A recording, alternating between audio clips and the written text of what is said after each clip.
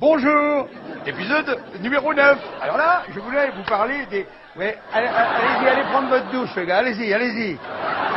Vous l'avez bien derrière les oreilles, hein. Ils sont chez eux maintenant, c'est super sympa. Donc, alors, épisode 9, je voulais vous parler des avions vaporisés.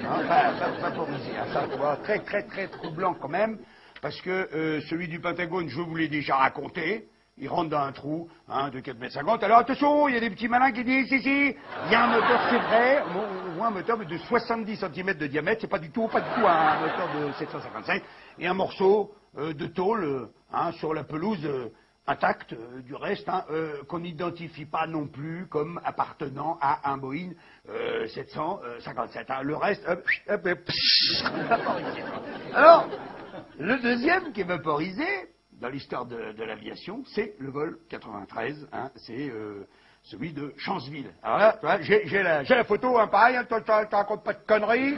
Oh, la photo, elle est là, avec l'écusson du FBI. Là, vous voyez, le trou ici, vous pouvez chercher l'avion, il y a des petits bouts, dans un trou qui fait entre 6 mètres de long, à peu près, puis 3 mètres de large, quoi. Rien du tout, pas un seul...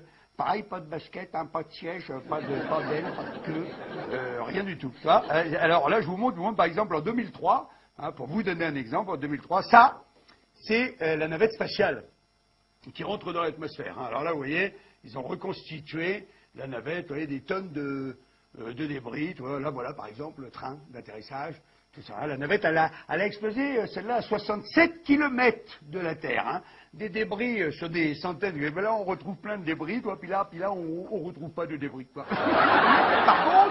Par contre, il y a les appels téléphoniques, Alors là, ça y va, ça marche bien. Même les appels qui viennent de portables, Tu vois, il y en a la moitié qui viennent de portables.